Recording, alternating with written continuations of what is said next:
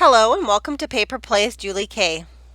Welcome everyone, and thank you so much for stopping by. I am continuing to work on my Margarete Miller Collage Weekly Planner, where she gives us assignments every week for creating a collage, and they're kind of random. So sometimes they go together nicely, and sometimes we end up with some interesting layouts. And again, I am also trying to work on using up items in my stash, so I do not go out and purchase anything new, and I do not also go onto my computer and print off any new printables. If I have bits and pieces left over from other projects, that's fine, or other scrapbooking papers, but again, I'm trying not to go out and buy anything new or print off anything new, just using up my stash.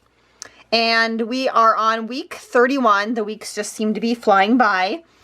And our prompts for this week are something with a spine. And so right away I thought of two different things. Like, a lot of animals or human beings have spines, and I do have Halloween stuff that has like skeletons and stuff. So I thought, well, I could do something with that as being a spine. Or the other thing that came to mind right away were like a book has a spine. And I recently had taken apart a Reader's Digest book to use the covers in a project. And so this was the spine that kind of fell off of it. And so I figured I could use part of this on my layout. I don't really care for the name of this book, which is called May You Die in Ireland. So I might just end up cutting that out, maybe using part of the bottom and maybe part of the top on the layout. I don't know yet. Let's see, the next one was a path or a road, and I do have some rubber stamps of some paths, but I'm still using up pieces from my grandma's scrapbook. And so I went through there and looked because I knew that there were some pictures of cars and stuff in there. So you can see this car in front of a variety store, and there is a road on it. So that will work for a path or a road. And so it's been kind of fun for me to use up things from my grandma's old scrapbook that she had. And the next one was your least favorite color, and I don't like yellow. It's probably the one color I will probably never wear. I do create with it once in a while, but it's just not one of my more favorite colors. And so I did pull out, I had some washi tape that was in yellow. And then also, as I was going through my stash, I did find these birds that were in yellow. So either one of those will work for least favorite color. The next one is a formula.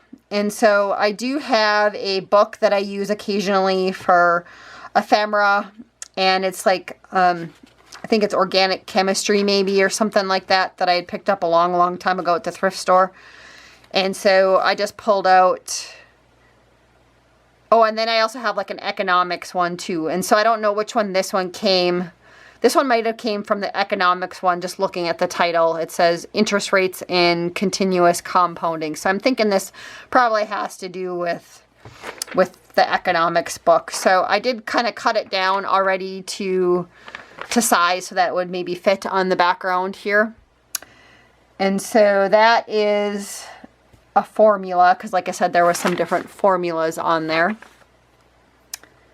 A crossword or newspaper magazine puzzle. And so I didn't have a crossword book in our house, and I didn't have the newspaper that we get just is kind of the local advertisement. It's not like necessarily a real newspaper. It's just advertisements for local stuff that's going on in our community. I'm from a really small town, so, and we don't buy the big newspaper. If we do, we just look for it online. And so, but I was going through, and we do have a bunch of Sudoku puzzles, so I'm thinking that at least works for like a magazine puzzle that you'd maybe find in a magazine, or even I think some newspapers nowadays might have some Sudoku puzzles in it, but I'm going to use that for my magazine puzzle.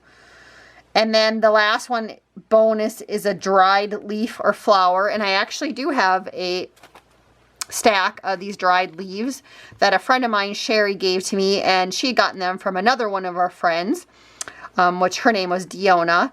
And so I do have a pile of the stuff that she gave me, so I'll be able to pull out one of those dried leaves or ferns in there to glue on. It looks like there's a couple of dried leaves on there also, so I'll be able to use one of those.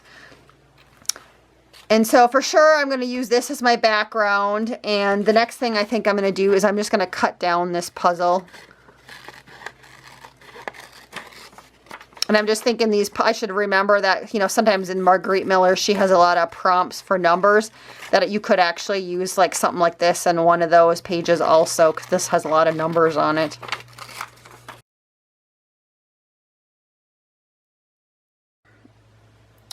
That I have that also, and I'm thinking I'm either going to need to find some like sort of scrapbooking paper or something, just to, because they're going to kind of get lost on each other maybe on here. So I might pull out some sort of paper to put behind that yet. I'm not sure.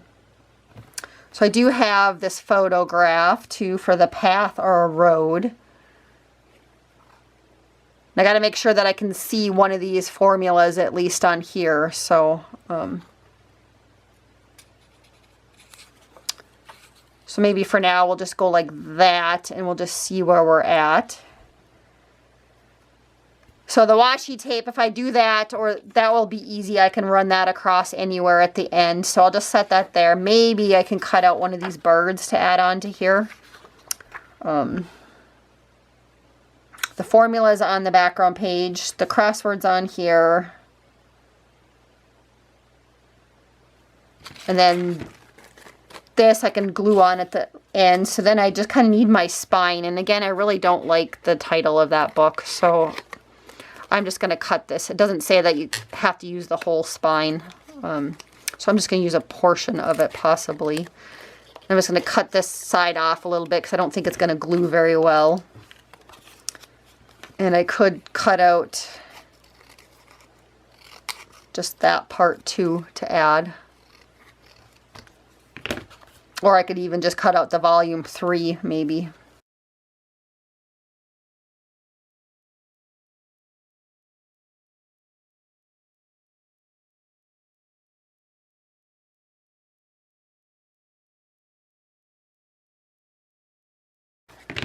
So now to decide, I guess, if I want to use a bird or... I kind of like this bird up here, so maybe we'll cut that one out.